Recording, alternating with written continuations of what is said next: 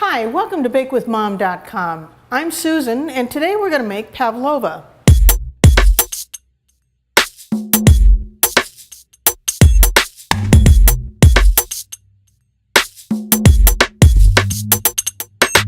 Preheat the oven to 425 degrees Fahrenheit. So we're going to start with 4 egg whites from a jumbo eggs. And to that, I'm going to add 1/8 of a teaspoon of salt. This helps make it frothy.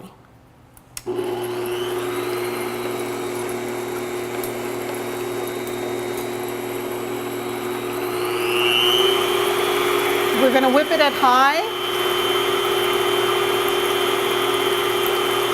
until it gets nice and frothy. And while it's whipping, I have 1 cup of sugar and 1 tablespoon of cornstarch. I'm going to mix them together with my sifter because those will be going into the egg whites next.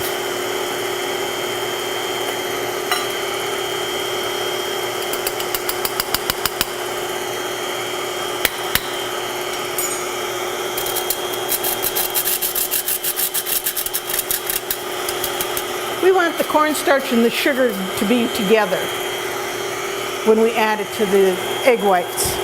We want it just when they start to form a little peak when I put in my rubber spatula. It's not quite there yet. It's just making a little tiny peak. We're going to let it go just a little bit more before we start adding our sugar and cornstarch. Now they're starting to turn a nice white color instead of the clear color that they were. Okay, now they're starting.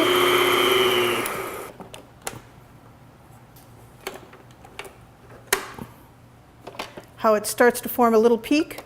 So we're going to put this back down, get it beating on high again, and we're going to add the cornstarch and sugar a tablespoon at a time and let it whip for about a minute between each addition.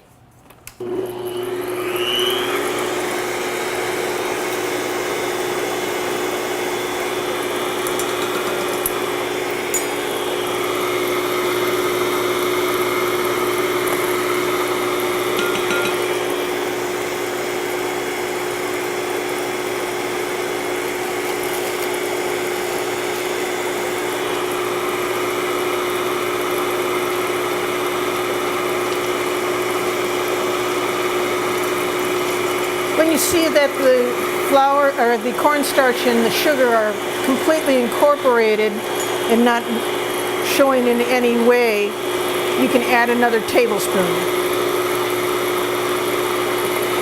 If you sprinkle it along the top of the whites gradually, it incorporates faster. It's getting nice and thick. It's just what we want.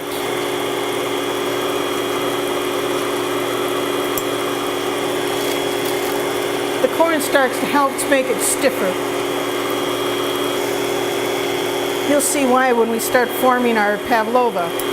Scrape the bottoms every once in a while just to make sure you're getting all your sugar in. And don't forget the sides.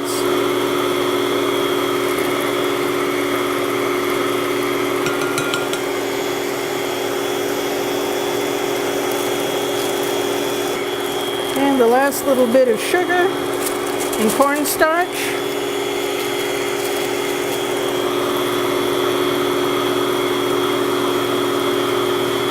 We want a teaspoon of vanilla extract and a teaspoon of distilled white vinegar.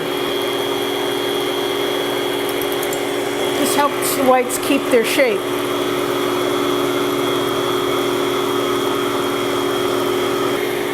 Nice and stiff and shiny where it stands up. See how it stands up?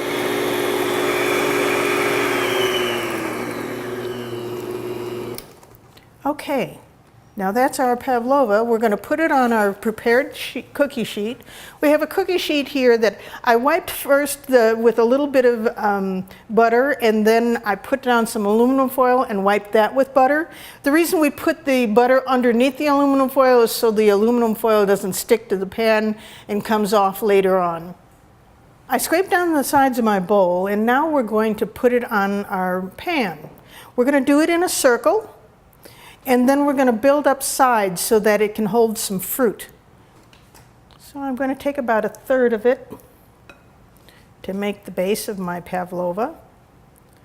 And you want to make it about 1 inch thick.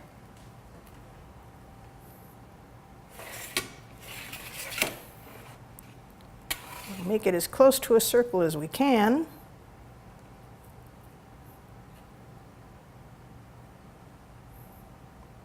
Now I'm going to stack the sides around the outside of this circle. And we might be able to make it bigger. It depends upon how much egg white we have.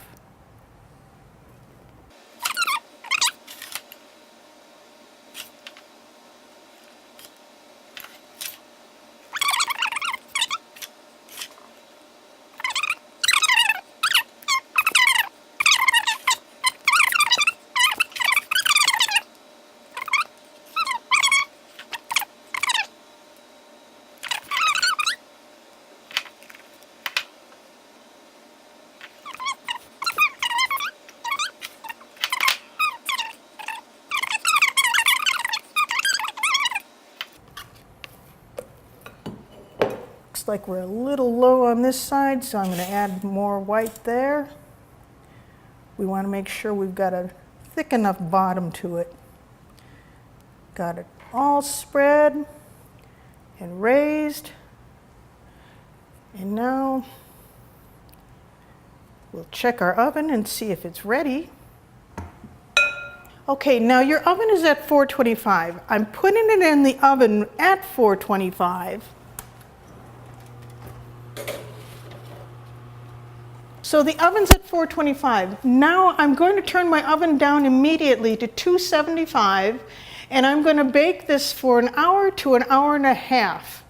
And the reason there's such a big time span, you're going to check it at 1 hour to see if it's starting to get golden brown. When it starts to get a little golden brown, then it's done. So we're going to change our oven temperature to 275, and we'll be ready in about 1 hour to give it a check. Now we're going to check our pavlova. It's been 1 hour.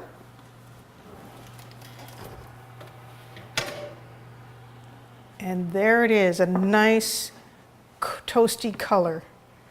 No longer white, but toasted. And see how it did flatten out. So what we're going to do is let it cool off a little bit.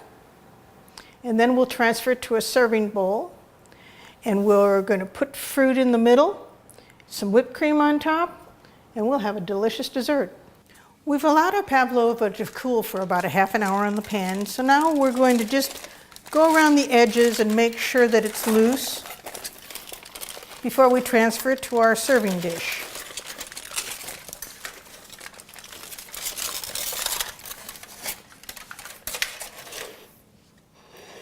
And now the fun begins. We get to decorate it.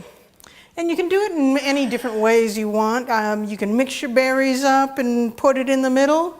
I'm going to kind of make it a little fancy, and I'm putting some kiwi around the edges.